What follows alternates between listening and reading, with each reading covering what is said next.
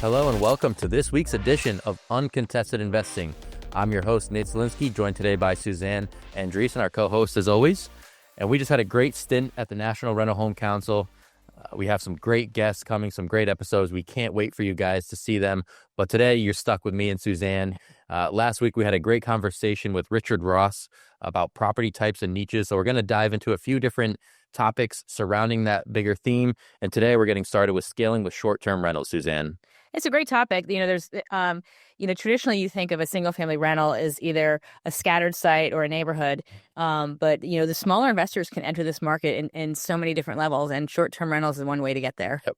I think a lot of people can refer to these as vacation rentals as well, popping up with extreme popularity thanks to sites like Airbnb and Vrbo. But we definitely wanted to dive into this topic. It's important for investors to know about, changes up the game a little bit. Offers them some diversification, some chance for a higher cash flow. And that's where I want to start, because with a short-term rental, you can actually generate 2 to 3 more times on average of that monthly income that you'd see from a long-term rental.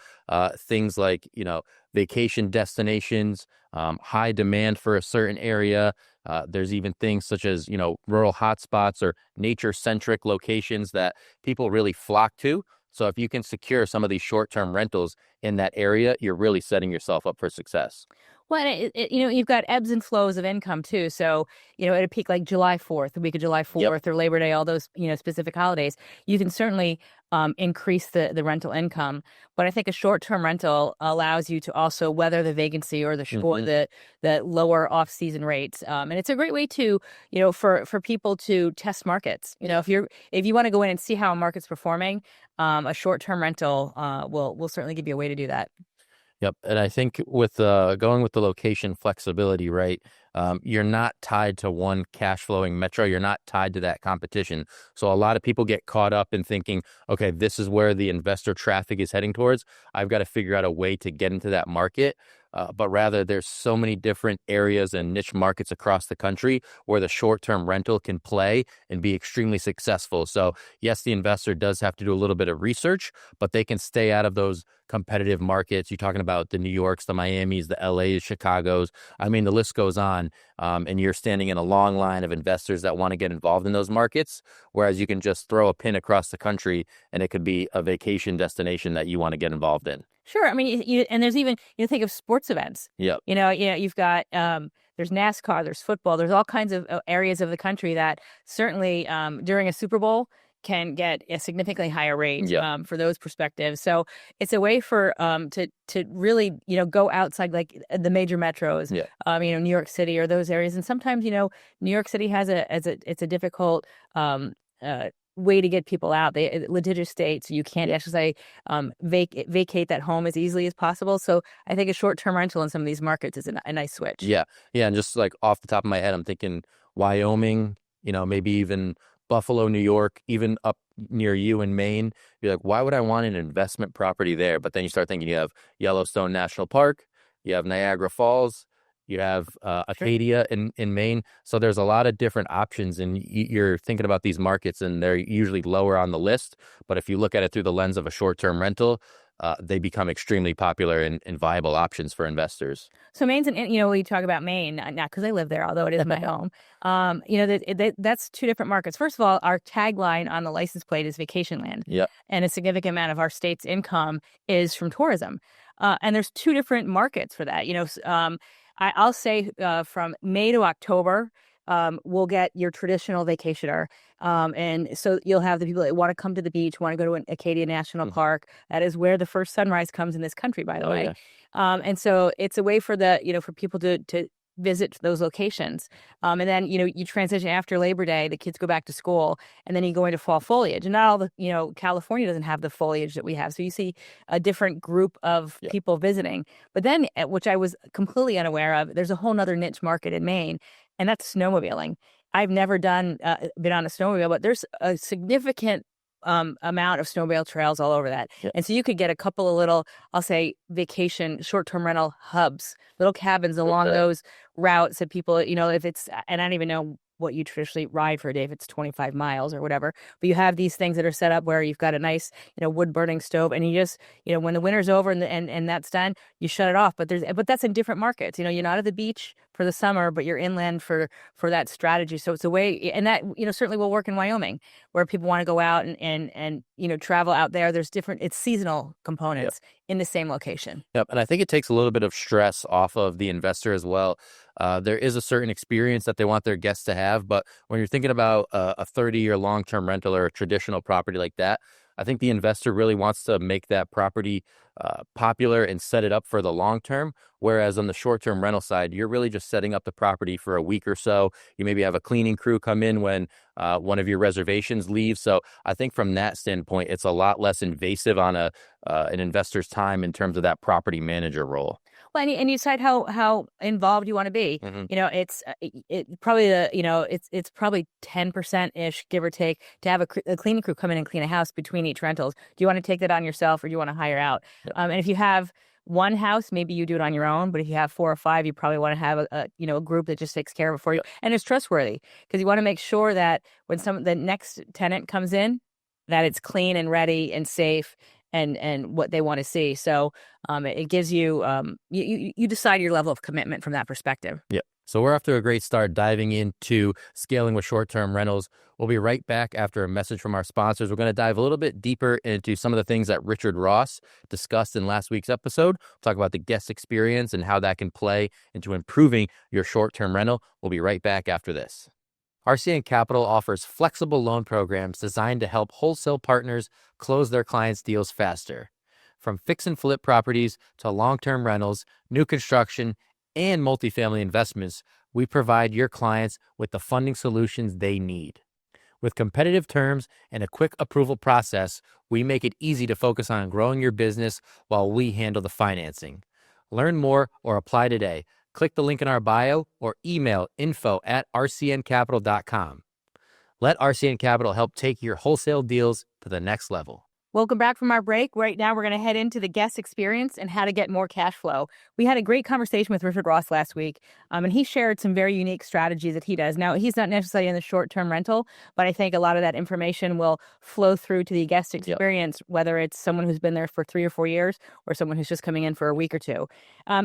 So there's things that you want to provide. If you've got kids, a swing set, which he, as his commitment to the community, he has his residents can have a swing set. They can have a garden. He's got a dog wash, so it's pet friendly. Yeah. So you want to make sure that, you're providing those same things. And pets are definitely a family member. Mm-hmm. And not allowing a pet to come on vacation may prohibit not only your level of income you can accept, but also that where people are going to want to come back over and over again. So making sure that you're providing not just the amenities, but the pet experience, making sure you've got, if it's a summer vacation, they want a blender. They want certain things that will make that experience a real vacation. Yep. It's important. Investors can really build a brand. I think we talked about it at the beginning of the episode with Airbnb and Vrbo, but you can build a presence on those sites. If you're an investor, you go about it the right way. There's reviews. You can even be elevated. I'm sure people are familiar with the term a superhost, but that if you are able to get that designation on one of those sites, people really want to go to your property, right? They know that the property is going to be clean. It's going to be well taken care of. You're going to be communicating with the guests if they ever need something. Nobody likes a hovering host. But, if you're there to be able to pick up the phone and say, we're out of something, you're there for your guests and making sure that they have it within a timely manner. There's so many different ways that the guest experience can get elevated, not just with amenities at the property, but the service that you can provide as a host. Sure. And so, if let's say you've got a waterfront, vacation, does it have the kayaks and canoes? Mm-hmm. Does it have the fishing poles? If you have the fishing poles, tell them where they can go and get their daily license. You want to make sure that they're not going out fishing and then all of a sudden they realize they don't have a license. And there's a couple $100 fine attached to that vacation. The beach tags. The beach tags are a huge one. If you're ever in an area where the guests are potentially going to like a private beach or they need to pay every day to go to the beach, if you can provide them with that. Beach pass? Huge headache that's taken off their plate. So many different things go into it. So, and there's a piece that we, that I think be a little bit beyond the vacation rental. I don't want to cut off if that's what we're going to have more to talk about. But there's also an entity called PadSplit. And PadSplit takes a single family home and rents rooms instead of the home. And that's been becoming very, very successful, where you've got traveling nurses, yes, where they can go and say, okay, I have to be in Cincinnati at this hospital for 2 months. So they want a place that they can call their home. They get their own private room, potentially with a private bath, but then they share the common area, the kitchen and the living room. And that, or it may be an opportunity for someone who has been transferred and they haven't made a commitment to this neighborhood, but they can stay here for 2 or 3 months before they decide to hop in and buy a house. They've tested the waters. So there's a whole component of short-term rentals from weekly to monthly to 6 months. And you need to want to, figure out which one's going to work best for the market you're trying to secure. Yeah, and I'm glad you brought up the traveling nurse, like the employment side of things, because I think that's important for investors to hear as well. Not that you can't do that PadSplit model for vacation, but I think it works a lot better when you're targeting industry professionals, people that are coming in for a shorter period of time. It's not that week vacation getaway. You can lock them down for a few months at a time. But yeah, there are a lot of options even in the short-term rental space. It's not just solely vacations that we're talking about. Well, and think about taking, let's say you have a PadSplit, asset that you go and work with a hospital. Say I have a 5-unit, property, a 5-room property. And now, you may have, nursing and doctors rotating through there on a 2 or 3 month basis, but it's essentially dedicated to that healthcare industry. So there's some things that you can, go a niche into a niche. You've got the short-term rental with a PadSplit to the healthcare. And and you're almost guaranteed, you're going to cover your costs and certainly have limited or no vacancy because they need it on a regular basis. Yep. And that's a good way to screen a tenant, right? We've talked about that at length on this show. But if you're going right to the source of, a hospital and you have somebody that is verified as an employee, works for a hospital, that ties right into being comfortable with getting not only tenant turnover, but having a secure tenant that the investor doesn't really have to worry about damaging the property, anything like that. And even, from a niche market, you may have some of the military housing. Yeah. And that's it. And you talk about a guaranteed commitment. One, they're going to take care of it because they don't. You go to their commanding officer, and there's a whole other punitive element behind the scene but you're guaranteed to get paid. You're guaranteed that your assets protected, and there's a lot of things that you can do as an investor to find the niche market that's going to work best for your revenue streams and what you're trying to achieve. Yes. And I think going off of the guest experience, guest feedback is another crucial thing that investors always have to be tapped into when you're talking about short-term rentals. The guest feedback can certainly make or break the certain property that you're investing in and change it for the better, right? So don't come at it with a closed-minded attitude or be offended by some of the feedback that you get as one of these hosts or someone that owns a short-term vacation property. That can be one of the blessings that saves your investment property and puts it on a different trajectory if you're able to listen to that feedback and implement it. And a great way to do that is have a guest book. Have them sign in. They come in, they sign in, they leave their comments, and make sure you read it and listen to it. You may not like one of the ones that said, but heed it and fix whatever they're complaining about and find a way to make the path forward, everyone's experience, a little bit more positive. Yeah, I think there's a distinction too, right? There's maybe quick fixes that you can do in between reservations, or there's longer term fixes that maybe you can take care of in the off season, right? Your property is, vacant for a few weeks at a time. The summer rush is over, or wherever you are located, that rush of tourists or vacationers has left. You have the time now to implement some of those changes. So use that time wisely. Don't just be discouraged that your property is vacant and not cash flowing at a certain time. Use it to make it a better property. And that leads into a great segue to our next discussion, which would be risk diversification. And some of the things that are available, and Richard certainly had these in some of his properties, is you've got the smart home technology, and that's something you can use even for your short term resident. They get their weekly code for the front door, and you have certainly the smoke detectors and all the things that are necessary for the safety piece for that.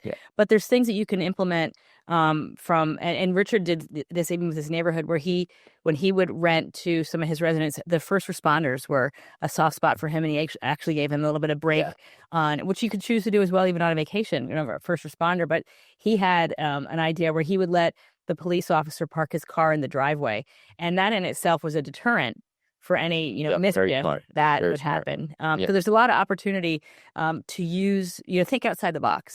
Yeah, and I think just not on the property level, but on a national scale, risk diversification is huge, because if you have these different short-term rentals in pockets of the country that are targeted around vacations, you can really protect yourself against some, natural disasters, things of that nature. I know it's not always fun to talk about. We've had a few guests that specialize in property insurance and always being covered and knowing every single detail on how to be covered and prevent yourself from the worst case scenario. But if you have properties in Florida, Louisiana, Texas, those areas are susceptible to hurricanes, tornadoes, maybe even in the Midwest. But if you're spreading it out to, the Pacific Northwest, Maine, like we talked about, different areas around the country, you can withstand, okay, if I have to shut down this property for a month or two to do some massive repairs after a big rainstorm came through, you can survive because your portfolio is so spread out across the country. But even, when you're talking about, some water damage or perhaps from a storm, you can preempt even that on a short-term rental. Mm-hmm. Have some, smart technologies out there that Yeah. you can put under your washing machine, your showers, your sinks, your dishwasher, so that you're notified as soon as there's a leak, so that it's not going on. And because the resident may or may not be aware that there's a leak in the dishwasher, so your floor rot and all the other things, Yeah. you can preempt that and make sure that you find the time to fix it properly. And really protect your asset financially. Yeah. And I think the flexibility from a renter, a tenant, a lease perspective is another way to diversify your risk, right? On these longer term rentals, you're locked into one tenant for a long time. Not always easy to find. Sometimes those relationships become strained if you're dealing with the same tenant for 6, 8 months, a year or two. So when you have this quicker turnover, right, you can make that quick, good first impression, have a pleasant 1 to 2 week stay, and move on to the next guest. And if you're doing that all around the country, there's a lot less risk for the investor in that scenario. And you traditionally have the gap between your weekly rentals. Yes. If they have to vacate by 11 and check in at 4, hopefully you can fix that leak. Yep. Or whatever you've got going on, that you've got, roughly 4 or 5 hour time frame to really stay on top of the asset. Yep. So there you have it, scaling with short-term rentals. I think Suzanne and I had a pretty comprehensive conversation there. I hope you guys learned a lot. Thank you for joining us, and we will see you next week on the next episode of Uncontested Investing. See you soon. Thank you for listening to Uncontested Investing. Questions about today's episode or the podcast? Email podcast@rcncapital.com and make sure to follow REI Inc. magazine on LinkedIn and Facebook, and RCN Capital on Instagram, LinkedIn, and Facebook. See you all next time.